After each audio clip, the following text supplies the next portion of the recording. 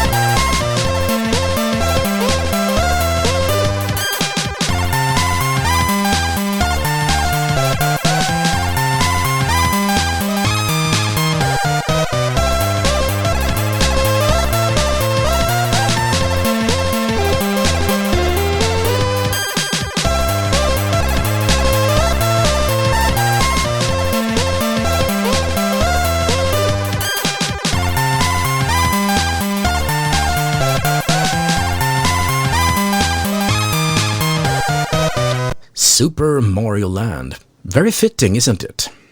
And today's first trope will be making the short route taxing. Back in the day, computers were limited when it came to CPU, memory, and disk space. So the games had to be short. And arcade games, which were often the first environments where games were built for, they also had to make sure that you often paid for new extra lives, but not so often that you would be put off by it. It had to balance how much you were ready to pay and how short the game would be in order to make it rewarding. So that worked fine, but when the games were ported into home computers, only the taxing part remained. You had no way of putting new money in the slot, because home computer didn't have any such thing. That meant that the game had to be played time and time again, which I could guess was super annoying, or actually guess I played enough games to know they were. And if I want to look into this, I think Turrican 2 is a good example of that. It's a fantastic game, which makes it right. It doesn't matter that you have to try it again and again and again, restarting because you ran out of lives, because it's such a magic game. Other games can be really annoying beyond belief, like Raid over Moscow. Well, that game had one super taxing moment, and that was trying to get out of the hangar. You were on an aircraft and you crashed into the wall more times than you actually got out of the hangar. Seems like a construction error right there.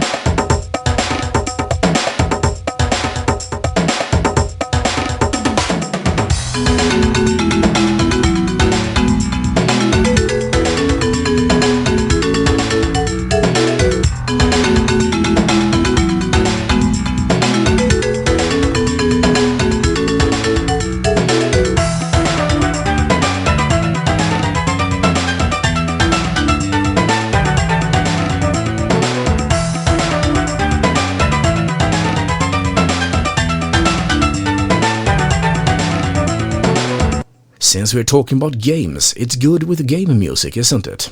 This is Beach Theme from Jack Jazz Rabbit. The second trope is artificial limits. They can be time limits, but also other kind of limits that makes it harder to complete the game, or at least more challenging. And they can mask out that the game simply doesn't have that much to sell to begin with. When done right, you get something like Impossible Mission 1 and 2. You're trying to stop an evil professor, a mad genius of sort. You get into his underground lair. You have 6 hours in real time. That's the time, in reality, so to speak, to defeat him. And you need to find map fragments, but you have robots trying to kill you, and there are holes in the floor that you can fall through. And if that happens, you automatically lose 10 minutes from the clock. So die 5 times in a row in some way, and 1 hour is gone. So the time limit itself would be easy if it weren't for the fact that you will be losing time. And that makes the game living up to its name. Yeah, you know, impossible mission. And you also have to be a bit smart, because the map fragments can't be just stitched together. You have to actually rotate them correctly so they line up.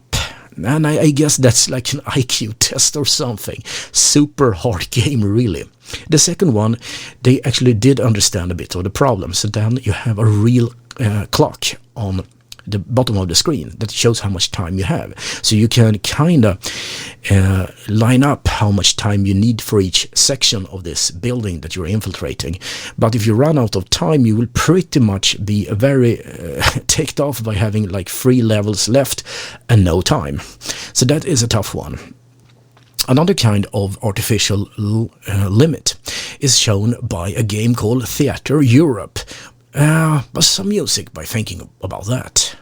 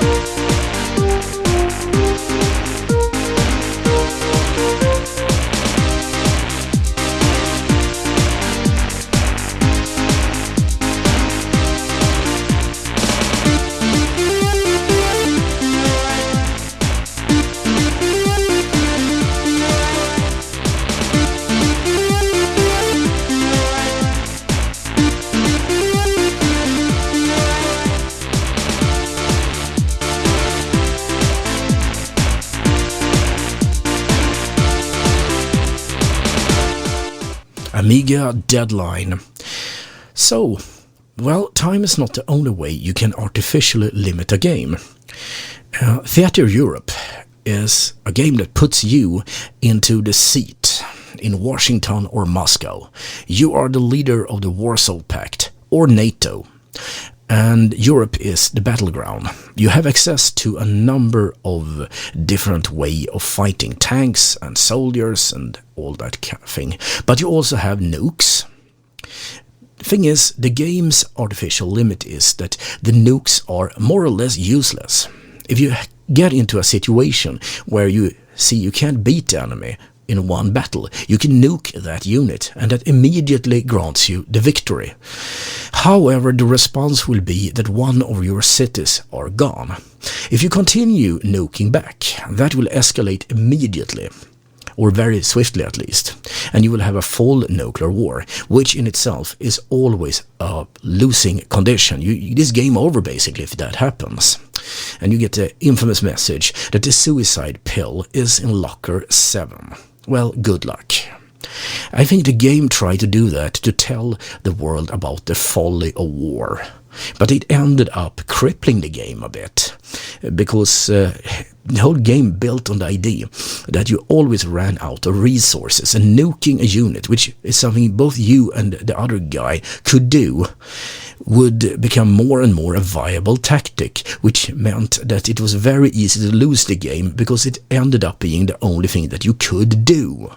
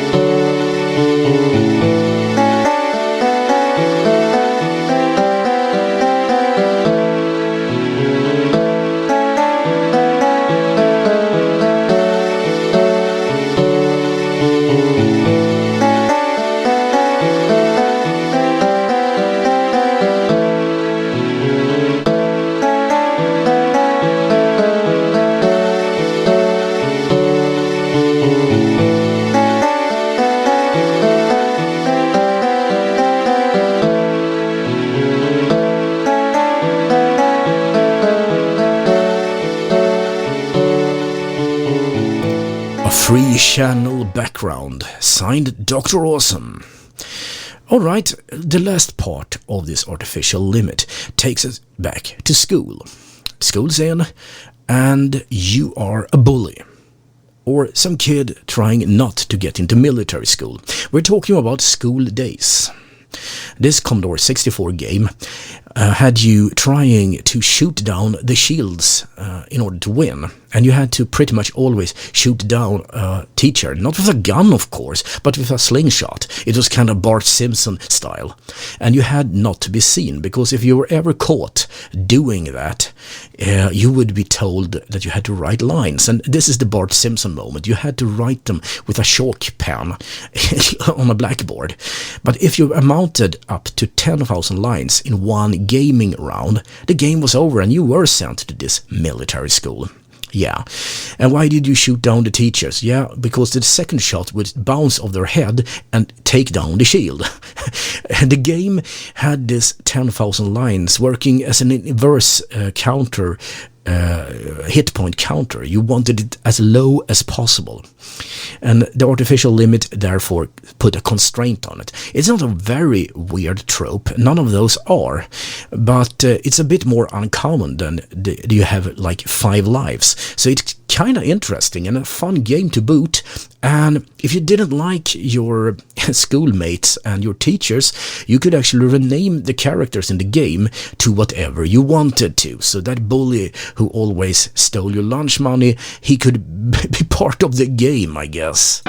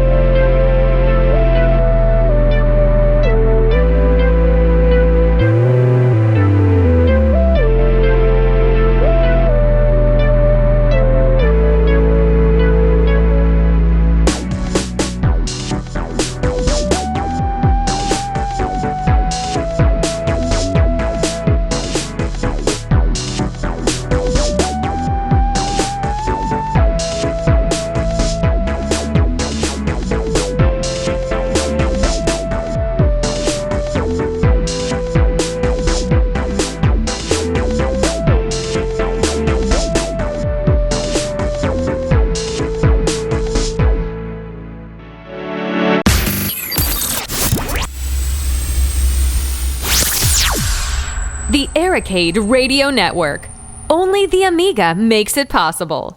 The third trope that I'm giving to you is something I called random number is the arbiter. Yeah, all games have some sort of random moment unless the game is specifically made to be totally deterministic. So that's not a weird thing at all, but sometimes the random number generator really pretty much decides the outcome of the game. Case in point, Nuclear War for the Amiga. Yeah, that's a funny little game that is almost not a game at all. It has very little options, but when you start up, you can select your opponents. You're one person in the middle, and you have 4 different people that you contend with, and they are caricatures of very well-known leaders with very punny name. Actually, Mao Zedong is called Mao Zepun, pretty much lampshading that. Ronald Reagan was called Ronnie Reagan after his how much he loved this Star Wars program. And of course we had Kokamame, you know who that is, and Infidel Castro, and PM Thatcher, which of course is Margaret Thatcher, and it probably seems like a weird name, but if you read it out it becomes PMS. I don't think that joke really aged well, but there we are. The thing with the game is that you want to nuke them and not get nuked yourself, and who nukes who is pretty random. You can of course game the game by trying to flirt with the leaders, like putting a smiley face, and some of the leaders will fall for it some of the time, and some will not. I think Mrs. Thatcher, that is, will fall for it, and so will Ronald Reagan. But for an example, Richard Nixon or Tricky Dick, he will not. So you have to kind of balance that, and who nukes who or for what reason seems to be impossible to predict.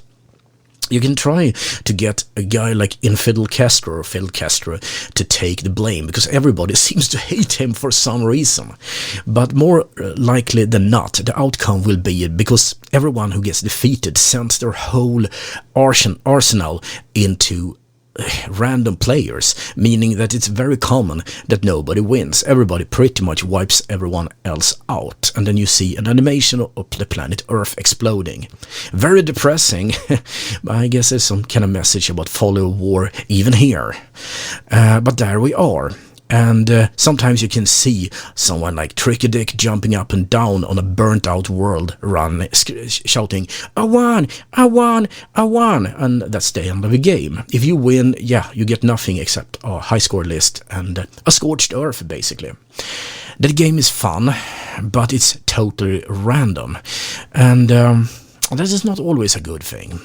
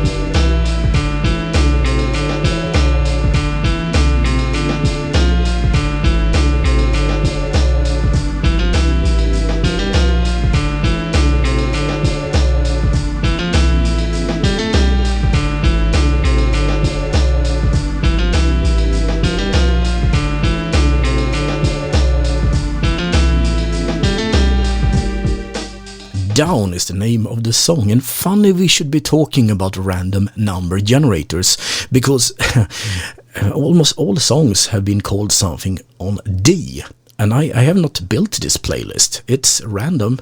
I doubt it, but I think it is. Alright, so now time for another trope. T for two is what I call it. That's the game that is really boring if you're just one person, but becomes something totally different if you're two or more, depending on how the game is built. North and South is a really nice game where you play the American Civil War. You can play as the North States or the Federation in the South States. It has you hijacking trains, trying to steal gold, putting soldiers on the ground, fighting out battles, and all that thing. And if you capture more ground, you get more taxes, and you defeated all the other military units from the other side, you win. But the whole thing with the T for two is that you can set it to play against itself, with the different levels of competence from the computer, or you can kind of play against another person, and the game becomes much better. Playing against the computer is boring because the AI is really crappy. There's some seriously dumb things you can do to pretty much win every time. But if you play against a real human being, the game is so good that it might be the best multiplayer game I ever played. It doesn't work over some kind of network. You're actually sitting side by side and using two joysticks and part of the keyboard, if I remember correctly. But that game is hilarious. Same goes for another game, Worms. That was meant to be played against other people. I remember me and my three brothers sitting in the same sofa in front of an old PC and playing the game. It was hilariously fun. But that's the idea of it. The T for two trope pretty much means that the game is meant to be played with more people than one. And even if it allows one person to play against an AI, it's not fun that way, simply.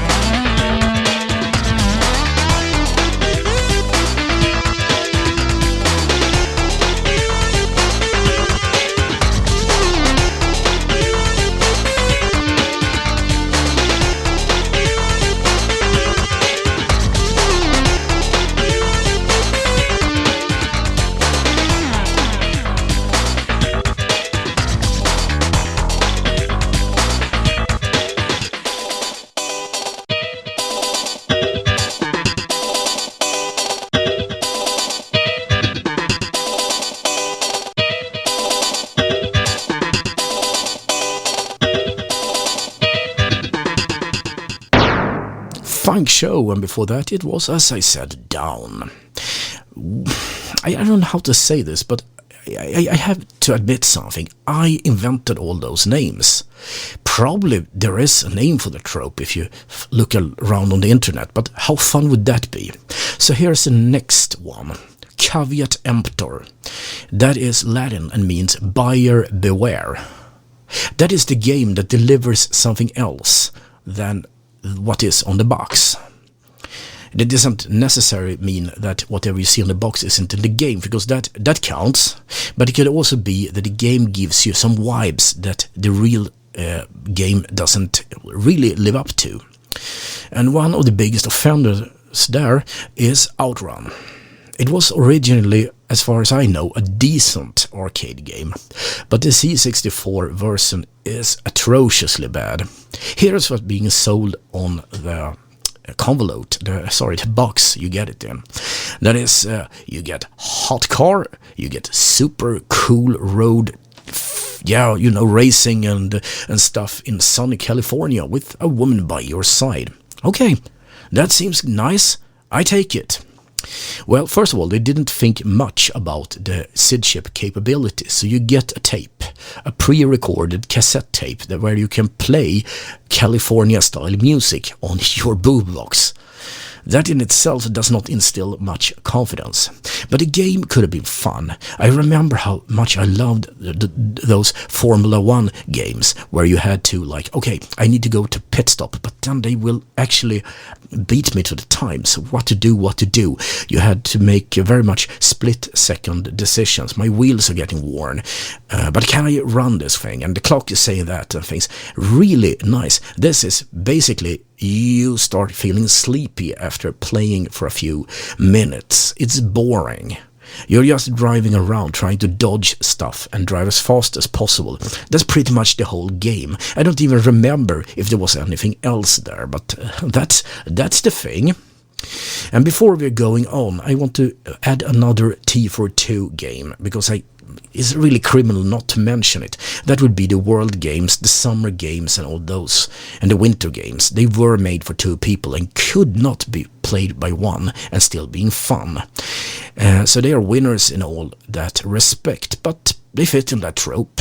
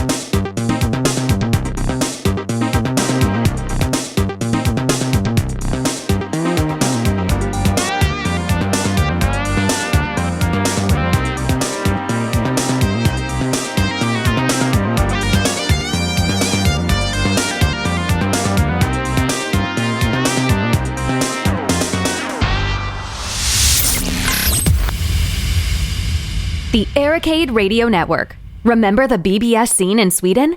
Go to the.arcade.net to read the histories. They are in the Swedish language.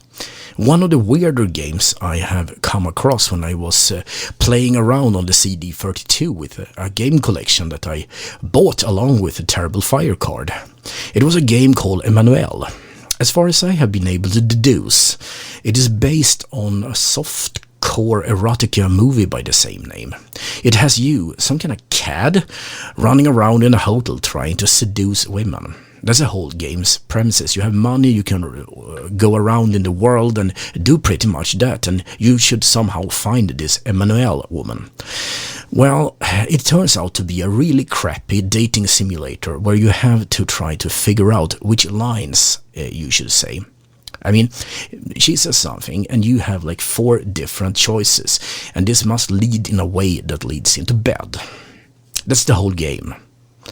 I mean, if you just think about how good stuff like that can be, if you think about Fallout, where you can use your skills in speech to get better deals or nice little tidbits of story progressing the games. And here it's just, yeah, as I said, shitty game dating simulator. It's kind of a few minutes after playing it, you already feel like, yeah, not only has this not aged very well, it's also a really boring game. I don't know what it promised on the box because I have not seen that, but I can guess.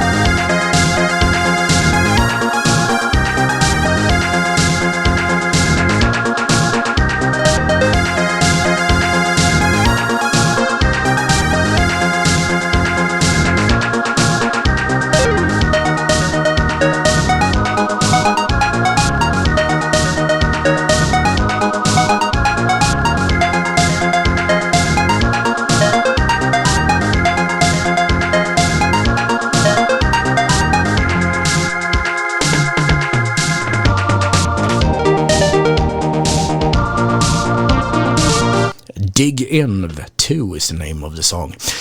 I want to add another game to the caveat emptor trope, so to speak, but it's not one that does it wrong. It's one that actually inverts that trope by delivering exactly what's on the box. I don't know, I haven't seen all the versions of that box, but the ones I have seen have screens from the game on it. And there's a good reason for it, because this game, PSI 5 Trading Company, made in 1985 for the Commodore 64, has some kind of spaceship simulator where you have 5 people working in different departments of the ship. Gunnery, navigation, engineering, repairs, and what have you. And they have to be instructed because they're dumb, and they're dumb as a pair of bricks and a half. So you have to pretty much give them orders and they execute it. And the situation goes totally haywire. Everybody's shooting at the ship, everything breaks down, people get stressed out, and the orders and the counter orders and the information just crisscrosses the screen. It's a thing of beauty. It's a short game with a lot of replayability. You need to get into harbor before you're shot down and your precious cargo is looted. So that is a fine game, and the graphics is so nice. It's not the best thing you ever seen, but it's very it evokes a bit of imagination. It looks like, oh, I'm the captain of Star Trek Enterprise, because that's the feeling the game gives you, and that is what it delivers. So it's an inverse of a caveat emptor. As soon as you see the box, you know exactly what you will be playing, and that's not a bad experience at all.